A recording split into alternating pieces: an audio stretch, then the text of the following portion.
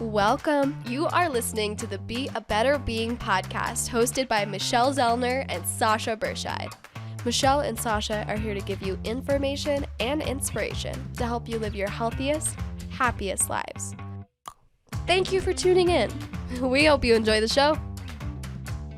Greetings. Thank you for tuning in to the Be a Better Being podcast. I'm Michelle Zellner, your host, and I am super excited for this guest today. Many of you, if you listen to my shows, you've heard me say the name Dr. Darian Parker a number of times, and here I am again with a connection because of Dr. D. Michael Hosking, welcome to the show. Thank you, Michelle. Very happy to be here. Well, I'm excited for this conversation. So August is National Wellness Month. That is the whole gist of the Be a Better Being podcast.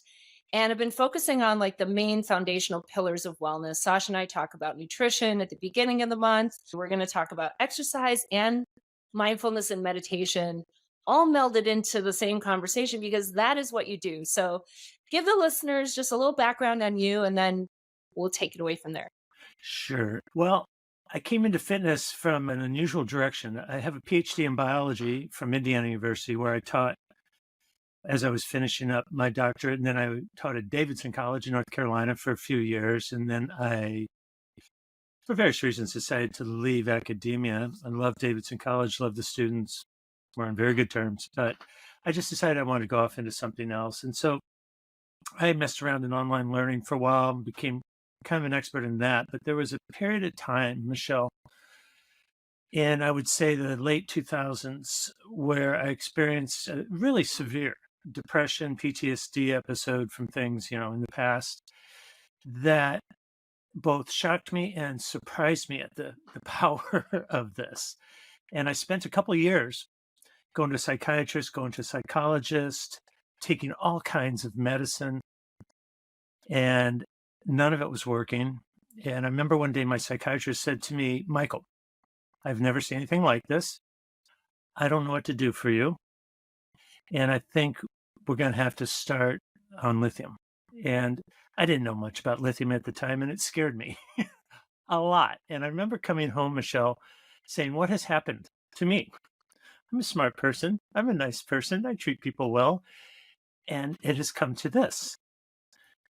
And so I remembered at that moment that I used to love to ride my bike, and I used to love to listen to my stereo and play my guitar. I hadn't done any of those things in a couple of years at that point. So I decided I needed to do something. And I took my bike out for a 4-mile ride, which is nothing for people that know cycling. It's not even a warm up, nothing close to what I used to do when I was racing. But I noticed I felt a little bit better at the end of that. And it was surprising to me. So I tried it again the next day, and then the next day. And after about a week, I really started to feel better. And I told my psychiatrist, "No more medicines for me. I'm going to pursue this angle. I don't know what's happening here, but I have a PhD in biology. I can figure this out." So I went to start researching exercise in the brain and exercise in mental health and exercise in depression. And I learned there's an entirely new field called exercise neuroscience that was learning things I had never learned in my PhD program, things that were contrary to what I'd been taught in my PhD program. And so I dove into that, and I became very much an expert in exercise in the brain, exercise in neurogenesis. And I stopped all the medicine, kept riding my bike, and finally I called Harvard University, where a guy named John Rady, who wrote a book, you may be familiar with the book, it's called Spark, The Revolutionary New Science of Exercise in the Brain.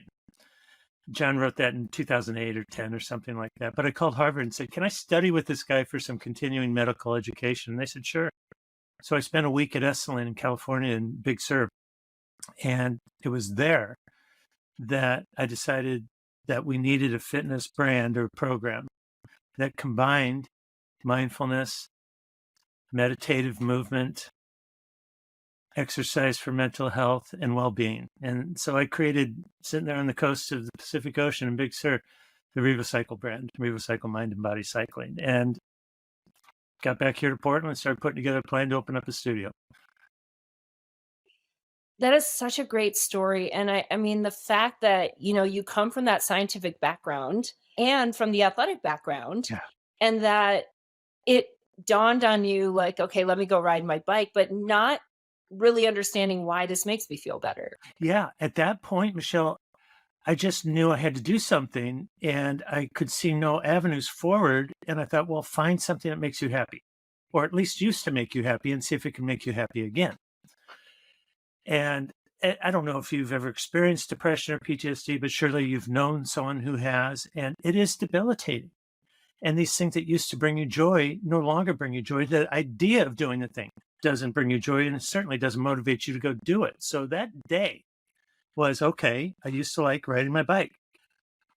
Let me see how I feel doing it. Maybe this would work.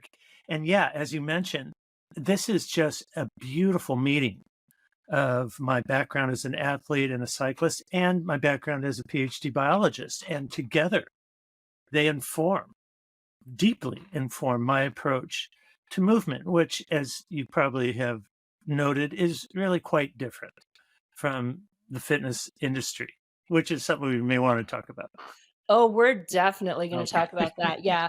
I mean, I was a gymnast growing up, and I have long said movement is medicine, head to toe, inside and out. There is some kind of movement that will take care of every single thing that a human needs taken care of. We just have to do it, and we have to do it in the right way, in the right amounts, consistently, right? And that formula looks different for everybody based on what their needs are, what their goals are.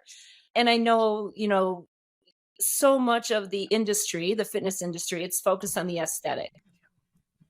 And I mean, I'm not going to lie, I exercise for the aesthetic, but I exercise for a lot of other reasons as well. Number one, I just like to be strong. I think life is easier when you are strong and fit. It makes the things that I like to do for joy a lot easier to do, and therefore they are more enjoyable. Yep. It's some ways I connect with friends by being, active and doing active things. I know I get mental health benefit. So I have never suffered from depression. I don't have any real mental health struggles. So while I don't use it for that way, I know that it impacts my mental health. I know that Well, when I don't exercise regularly, I don't feel good. Not physically, I don't like me. I don't like the way I feel when I yeah. don't exercise, right? Yeah. This Um, is right. So you don't have to have mental health problems or struggles in order to benefit mentally right. from exercise. And in fact, it can be a prophylactic. It can prevent Yeah. stress related or anxiety disorders or depression. But there is most definitely something going on between exercise and the brain. And as an evolutionary biologist, I'm like, what? Why? What is that connection and why? It just fascinates me that all these physiological processes that benefit the brain health are related, most definitely related to movement. We call it exercise now, but it was just living, 20,000 years ago. It was getting dinner 20,000 years ago. But movement, the first sentences I ever wrote when I sat down to develop the concept of Revocycle mind and body cycling were, we as humans are evolved to move. That is an essential part of being human. It's why we don't have roots. We have joints with ligaments and tendons and muscles. We are intended to move. And so when you think about it that way, the brain has evolved in concert with the body. Together, they are one system. And it's interesting to think about why exercise might benefit the brain. But to your point, it most definitely can help anybody. You don't have to struggle with mental health problems in order to benefit mentally from exercise. Yeah, and I like to remind people too, to your point, humans were designed to move. You're not a sloth, okay? If you were a sloth, you wouldn't need to move your body because that's not what a sloth needs.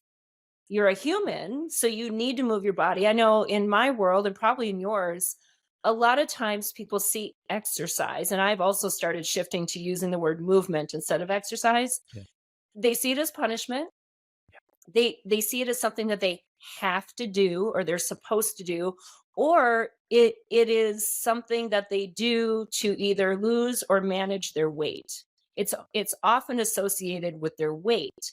Uh, And I like to remind people that all none of that matters. You're a human, so you have to move because that's what humans do. yes. And shifting away and starting to separate it from, okay, yes, it can help me lose weight, or it can help me be stronger, or it can help me fit into my pants the way I like them to fit or look a certain, sure.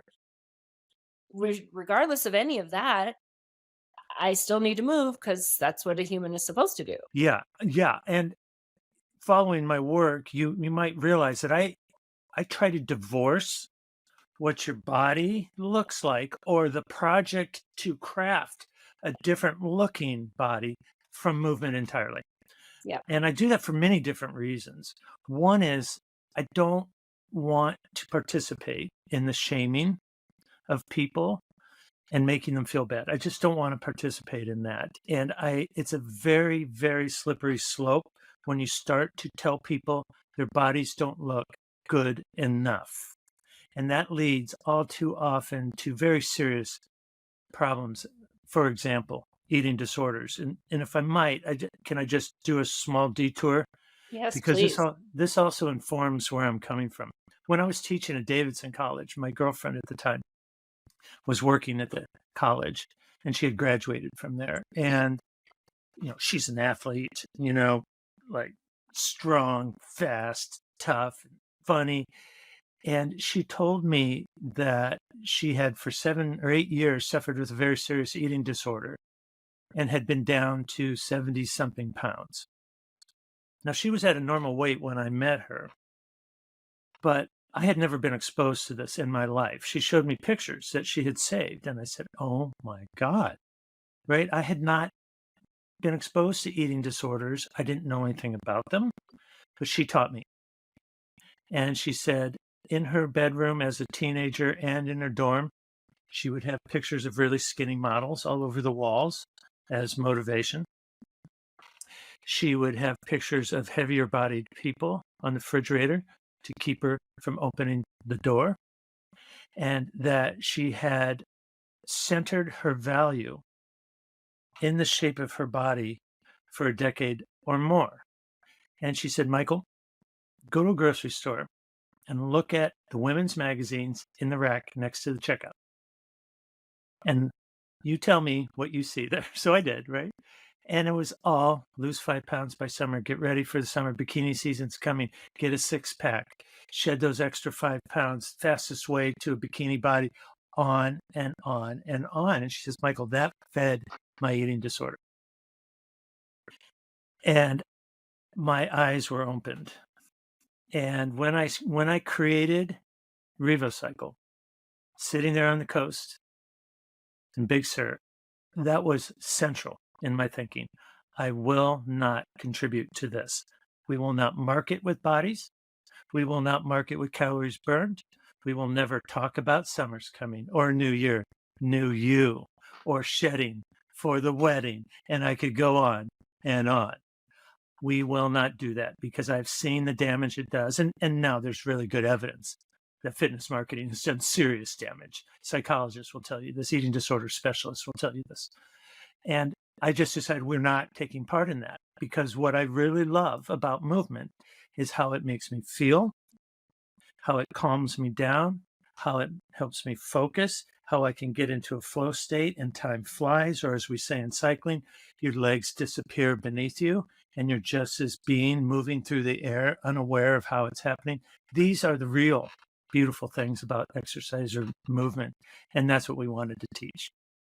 Well, and I think that was something that really stuck out to me when I would, make the connection, see your LinkedIn post, because the same, I've really worked hard to divorce both food and weight and body, Yeah. and exercise and weight and body, and food and exercise. Wow. Because Yeah. it's all just so intertwined in people's minds, and they really should all be separate because they are all separate. They are.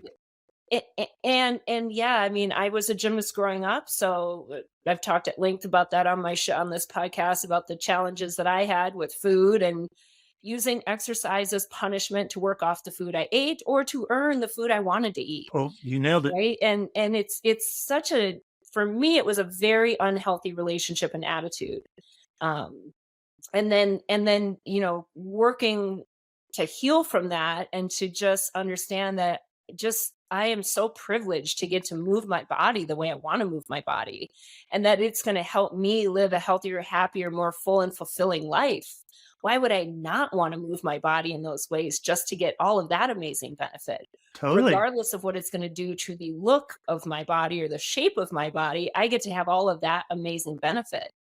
Absolutely. And that was the second sentence of my first attempt to define the brand of Revocycle, which is we can move to feel good, to be strong, to increase our endurance, and move through the world with dignity and grace. This is a fundamental reason for exercise. And so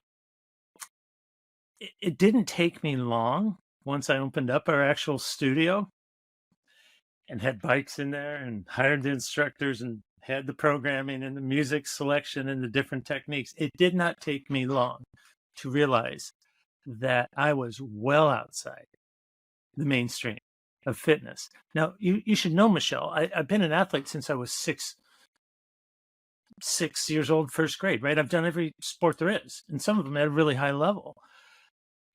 I've always been an athlete. I have an athlete's mindset. I love the beauty of a well-thrown spiral. I love the feeling of a 7-iron hit pure and the arc it traces through the air. And I have worked out in gyms, but I've never been part of fitness. And I feel like fitness is very different from athleticism.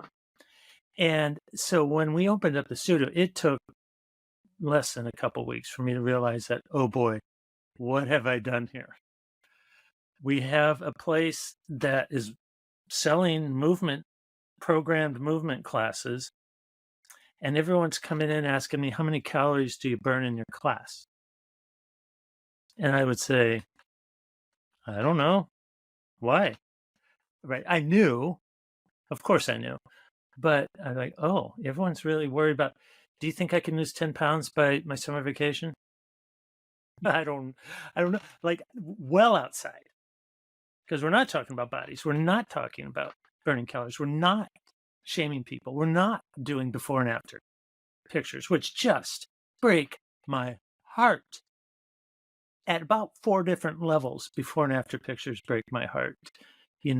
Stand here looking fat and ugly and sad for us as we objectify you and make you an example of what not to be.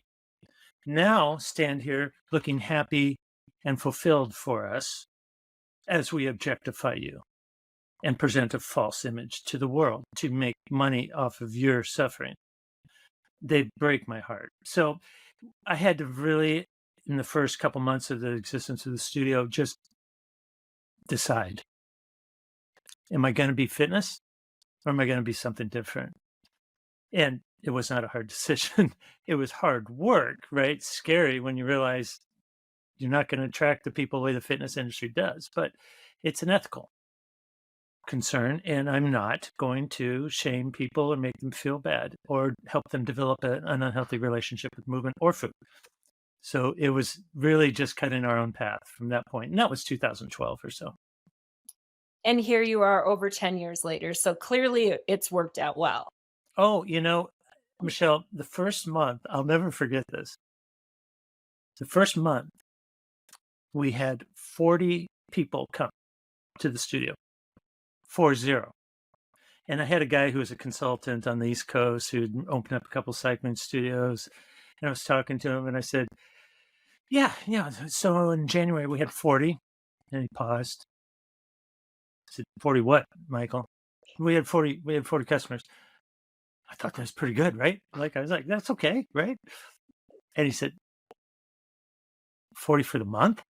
Michael, we have 40 people in one class between 8 and 9 on Saturday morning. And there are 3 classes Saturday morning. I said, oh. Oh, so I'm not doing okay? But you know what? Stay true. Stay true to the mission. Stay true to the model. The world is caught up, as you know. The world is caught up now. Yeah. Yeah. Let's go back to the science behind it. I would love, because I know a lot of times when someone understands exactly how and why, it maybe inspires them to really do it that way. So Can you go a little bit into that neuroscience of how Sure. movement impacts the brain and the mental status of it? Sure. So the number one and two or three causes of mental illness, or types of mental illness, I should say, are usually depression or anxiety, stress related disorders, right? And these things live in the brain. Anxiety related disorders live in the brain, stress lives in the brain, but also in the body, but it's caused in the brain, and depression lives in the brain. And there's a really particular area in the brain that's of great interest to people studying exercise and mental health, or for people studying depression alone, and that is the hippocampus. And the hippocampus is a really small little structure deep inside the brain that's related to memory and learning. And it's closely related with another structure called the amygdala, which is related to emotional memory and is the spot where a very quick stress response can be triggered into the body. So the part that has memory and the part that has emotional memory are closely linked deep in the brain. And their function is pretty clear, right? 20,000 years ago, walking across the African savanna, and some wild beast leaps out from behind a tree at you. That's a very specific scenario. You see it, you hear it, you see the surroundings, and you immediately have a response of fight, flight, or freeze. And that's your body's stress response responding to that. And that's good because you either need to take cover or run or fight for your life. So your body is then primed to do that. That is a stress response. But more importantly, it would be a good idea to remember this scenario into the future. It would be a very good idea to remember this. That was life-threatening, right? And it would be good to remember that scenario and respond super quickly to it, or even avoid it, right, in the future. And that's the function of the hippocampus and the amygdala together, right? And we've heard about war veterans who will, dive behind the bushes at the sound of a motorcycle backfiring or something, right? Because that's that system going into action immediately. So it turns out that exercise influences activity in those parts of the brain, and also other parts of the brain as well. But the most interesting to me is the neurogenesis in the hippocampus of the brain. So if I might, I'll break down that word. Neuro, you probably know this word, but our listeners may not. Neuro refers to nervous system or nerve cells. Genesis means to create or born new, beginning of, So neurogenesis is creating brand new neurons in the brain. Now, let me tell you, I finished my PhD in 1998 or so at Indiana University, Department of Biology. If I had said in that Department of Biology, anywhere, that vertebrates or humans, but all vertebrates, but humans in particular, can grow brand new nerve cells in the brains, brand new, create them, they're born, they grow, they project, they connect. If I had said that could happen in human brains or vertebrate brains in 1998, they would have walked me to the front door and said, "Thank you, Michael. You might want to find another area to study." It was dogma that you could not create new nerve cells in the vertebrate brain. You could only destroy the ones that exist. You might facilitate better connections among those that exist, synaptogenesis, but you could not create brand new nerve cells. Well, it turns out absolutely you can create brand new nerve cells in the vertebrate brain, in the human brain. And that was discovered accidentally around that same time, actually, 1998. It was discovered accidentally. I'll tell you the short version of that, as how it was discovered, okay? People were studying tumors in humans who had cancer, and they were injecting them with a dye that migrated to rapidly dividing cells in the body and would stain those dark. And cancer cells are rapidly dividing cells, right? So they're undergoing what's called mitosis, which is how they distribute the chromosomes in the cells. Rapidly dividing cells took this stain, turned dark. They could then do a scan and see the tumors in the patients. Really nice. Some of these patients passed away, and they scanned their brains, and they found the dye in the brain. And at first I said, well, this can't be. This is a mistake, right? There are no rapidly dividing cells in the brain, right? There's no new cells being born in the brain. But then they looked at another patient and another patient, and they said, this is consistent. And that dye is in a consistent place in the brain, and that place is the hippocampus. And they said, well, it seems like there might be neurogenesis happening in the vertebrate brain after all, and it's in the hippocampus. Let's study this. So scientists took a bunch of rats and mice and started studying the processes by which these new nerve cells are born in the brain. And because they wanted just a bunch of nerve cells to be able to study, they tried to figure out how to get more of those nerve cells being born in the brain. Guess what they discovered? The mice or the rats that ran a lot on their little running wheels had more new nerve cells being born in the brain. They're like, well, all right, make those rats run a lot for the next few weeks before we study the brain. So we have lots of nerve cells to study. But the connection between exercise and the brain was established right there in those rats. And now it's been studied a great deal. And it's very clear that exercise promotes neurogenesis in the brain. Now, the last piece I want to say, because I know this last section has been long-winded. Depression lives in the hippocampus. That's where it lives. I just told you that exercise promotes neurogenesis in the hippocampus, birth of new nerve cells in the hippocampus. Guess what happens in people who have depression? Their hippocampus shrinks. The birth of new nerve cells goes down. You can measure the volume of the hippocampus in depressed people, and it's a universal finding that it's smaller. So researchers started going, wait a minute.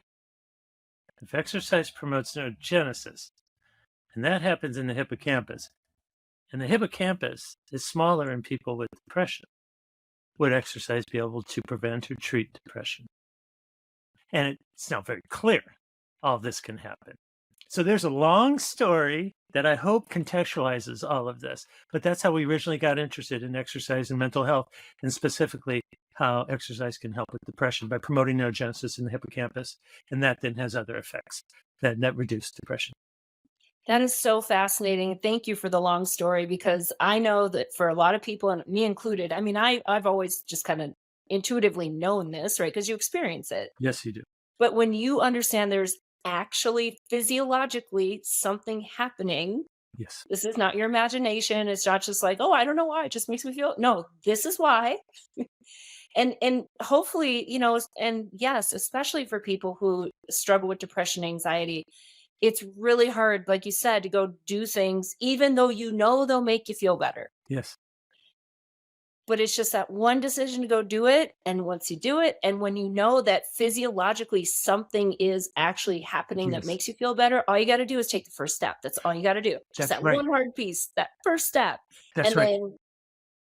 then your human nature will simply take over, take you Mhm. the rest of the way. Yes, that's the hope. That's the hope. But that first step, we talk about activation energy in sciences, which is, as you might remember from your high school class, the energy hump that a reaction has to get over before it then flows naturally on its own. But getting over that activation energy hump is really difficult. People have that kind of a hump with exercise. Like, oh my God, I'm going to have to go get new clothes. I'm going to have to put on these clothes. Maybe I don't look great in these clothes. Those shoes won't do any good for running. And right, there's all, but if you know that if I go for a 5-minute run, 10-minute run, whatever, I am promoting neurogenesis in my hippocampus through mechanisms that are getting fairly well understood, that I am actively doing something to protect my mental health or heal my mental health if I'm struggling with some depression. That makes it a lot lower activation energy hump. It and and lowers it. and that is just one piece of what is happening when we exercise, right? Most people actually, on an emotional level, feel good about themselves when they've exercised, Yeah. right? So yes, thank you. There are all kinds of good reasons to exercise, and we've been talking about one. But I'm a board member at the John W. Brick Mental Health Foundation, which I hope everyone will look up. They have an amazing story, and they are funding and supporting research and programming around exercise for mental health. It's a great story. Please look them up, or maybe we can put it in the show notes or something, a link to Yes, please. John W. Brick Foundation. But they talk about how exercise is good for the mental health, and they have a review of 30 years of research on exercise and mental health. So if people are interested in this, go to their website. It's free, or contact me and I'll show you how to get it. But it summarizes scientific research of the last 30 years. But they categorize three different areas where exercise can be good for your mental health. One is self-efficacy. Self-efficacy means I can do this. I can do hard things. Who said, like, a woman? She's married to Abby Wambach. She has a. I don't know. Sasha and I steal that quote all the time. Yeah, So no, it's from, what's her name? Glennon Doyle. Glennon Doyle. Yeah, she's married to Abby Wambach, right? They have a great Instagram page. Follow them. They're so lovely. So self-efficacy is we can do hard things. We can do this. But you never know that unless you try, right? So self-efficacy always involves some act on your part. And by getting yourself to go for a 1 mile run, or as I did 12 years ago or whatever, a 4 mile bike ride, that's nothing, right? Just do something and you develop a little self-efficacy. And self-efficacy makes us feel good about ourselves. We feel like we can accomplish things or tackle hard tasks. Another is the social aspect. If you go to a gym and work out by yourself, you are still not alone at home. You have gotten your clothes on, walked or driven to the gym, and been around other human beings. And that in itself is good for our mental health. And then third are the physiological mechanisms that I like to look at as a scientist, one of which we just discussed. So 3 different ways exercise can benefit your mental health: through self-efficacy, developing self-efficacy, through social connection with other human beings, and also through the physiological mechanisms that benefit the brain and reduce stress and depression. And then all I think about too is some people that I talk about, like you get all those benefits, and yet because we have objectified it and it's an industry and a moneymaker, then we start that, but I'm not as good as that person. Sure. I didn't lift as much as that person did. I'm not going as fast as that person is. I don't look like that person, even though I put in all the hard work. So what's the point? So we can get all this benefit, but then we actually take a lot of the benefit away from us because of the internal narratives that we start to create based on all this other external stuff going on. Yeah, totally. And it's not by chance that the vast majority of people think exercise is for getting a hot body. And it's not by chance that the vast majority of the people in the gym think that their value is in how they look. And it's not by chance that people will fear not looking good enough when they wear a certain outfit or go to the beach. We've been taught that. The fitness and the diet industries have taught us that. We're not born with those thoughts. Right. We're not born with, I can't go play on the beach because I don't look good in my swimming suit. We learn those thoughts, and we are taught them by the diet and the fitness industry. And they're very good at it. They're exceptionally good at it, to the point where we think they're our own thoughts, right? We think that, well, of course I wouldn't wear this bikini because I weigh extra 10 pounds. Well, why else would you exercise but to build better shoulders or booty? I mean, we think they're our own thoughts, and they are not our own thoughts, but they're very effective marketing tools for fitness and diet industries. And they know that. And that's why they do that. It's really, really good at getting people to feel bad about themselves and thinking they need to change their bodies in order to be a good person or a worthy person. And that exercise is for doing those things. Fitness is for doing those things. That's where you go to the gym in order to change that. And I feel really, really strongly that that's damaging to people. I know it's damaging to people. And I feel like it's unethical. And I feel like there's, as we just discussed, there are so many other great things we can promote about movement that have nothing to do with how you look. And ultimately, we humans are worthy, no matter what our bodies look like. And when we accept ourselves, we accept other people as well. Absolutely spot on. I'm thinking about like certain types of exercise that the message is very different, like yoga. right? The yoga, it was all about the mental health Was. and the mindfulness, right? It was, right? Now that's also become very commercialized and all different stuff, but that is a form of movement that really was about the mental health as a central focus. And so many of my friends, they do yoga for their mental health, like that is why they do it. And I'm thinking, but you could do any kind of movement for your mental health. Why does it only get to be this kind, Yeah. right? Yeah. Really, and really cool observation. Yes. and how do we start to change it to include all the other kinds of movement for your Yes. mental health as well, right? Yes. Because I mean, yoga, to some extent, it might change your aesthetic. Not really, though. It really isn't that much. Although I think there's a certain aesthetic that does yoga, right? Oh, you look like you do yoga. What does that even mean? Get a Right? yoga butt. Right. Yes. So yeah, I think the industry as a whole, it's very complicated. It's everybody's got their thing. Everybody wants to get a certain thing out of what they do. And I would just say for anybody listening, just evaluate your relationship with exercise. Just start there.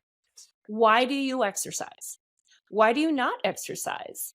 Why do you choose the versions you do and not the versions you don't do? What is your attitude about it? Do you hate it?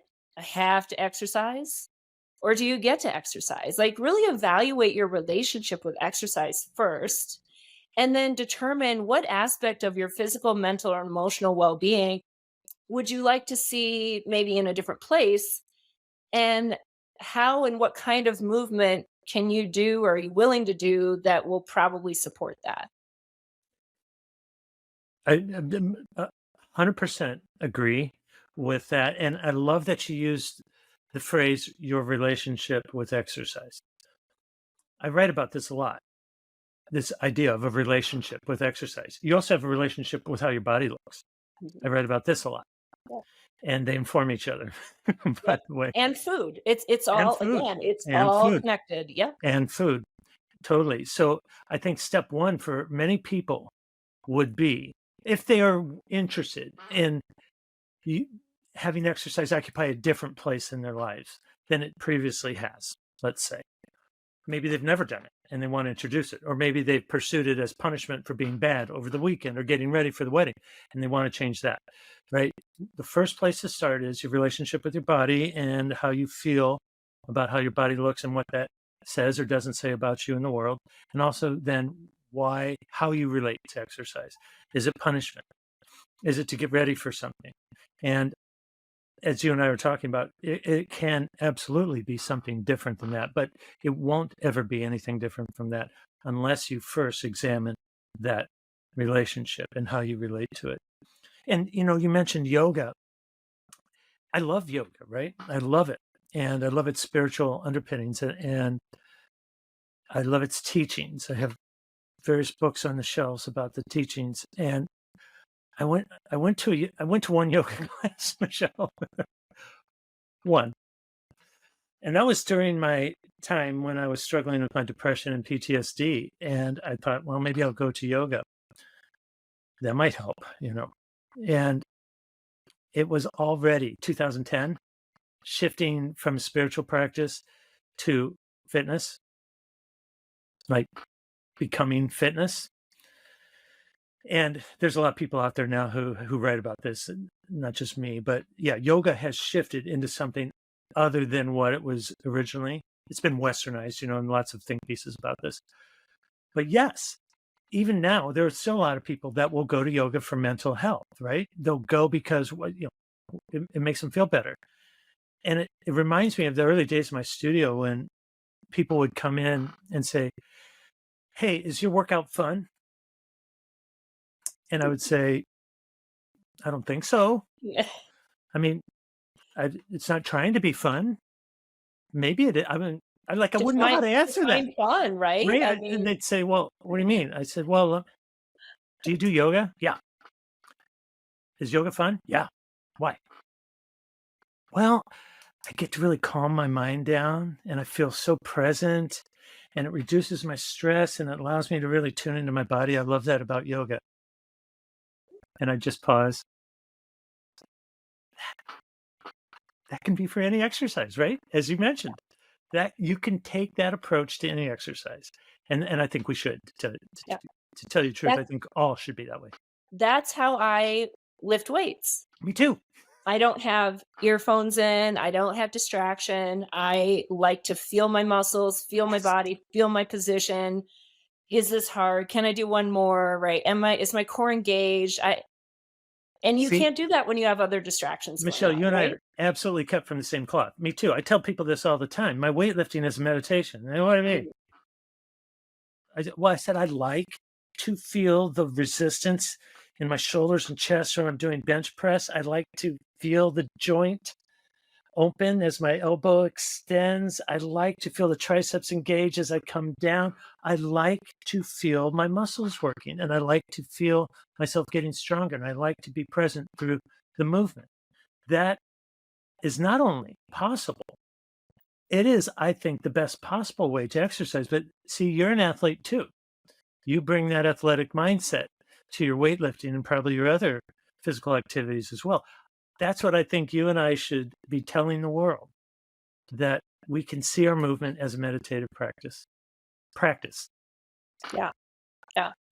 Well, I love this conversation. I hope it has kind of opened some people's perspective to movement and how we do it and why we do it and the benefits we can get. Is there anything that we have not covered that you think would be really valuable for listeners to know? I would say we have covered this, but I think it's really important to shift your relationship with the fitness industry and yourself. First, examine how you relate to the industry right now. Write down, what is fitness for? If I'm going to gym, what is it for? And then put a blank after that and start to write down all the different ways that all the different functions that fitness might serve for you: the workout, the spin class, the weightlifting, the run, whatever. And see if you can find, as we were talking about, some of these intrinsic rewards from fitness, from movement. Intrinsic versus extrinsic. Within yourself, reduce stress, self-efficacy, reduce depression, those kinds of things. If we can find intrinsic rewards for movement, then we can build a lifetime habit from it. That is beautiful. Thank you so much for joining today. This is a fabulous conversation. I can already think about a whole bunch of other conversations that I would love to have at some point. So thank you with your time, and everybody will definitely put all your links and show notes and all the stuff, or all the stuff in the show notes. Listeners, like this is like from a very intelligent scientific background, right? I've been preaching movement is medicine, move your body, get strong, be fit, have a strong heart, reduce your risk for disease, enhance your mental well-being, all of those amazing benefits. But you heard it from like the scientist, right? From actually what is going on in your brain and the why. And so I know for many people, you have this idea of an outcome, and if you don't get the outcome, well, then what's the point? The outcome is happening. The minute you start to move your body, the outcome is happening. You might not feel it. You might not feel it in the moment or even the next day, but you're going to start to benefit from it. So if you haven't trusted me on this yet and totally bought in, hopefully now, because you've heard it from the scientists, hopefully that is what you will do to really start to embrace this as a privilege to move your body, and that you're going to move it in the ways that you are going to get the benefit from, however that can look consistently in your life. That is the message, everybody. That's all I have. So everybody, thank you for listening. And as always, now you get to go and be a better being. Thank you for listening to the Be a Better Being podcast. Michelle and Sasha hope that what you heard today inspires you to embrace this journey of life with an open mind, a kind heart, and a willingness to learn and evolve. If you enjoyed the content, please help spread their message by subscribing, sharing, and leaving a 5-star review. If you have a show topic idea or would like to be a guest, please visit betterbeings.net and fill out a contact form. Until next time, go and be a better being.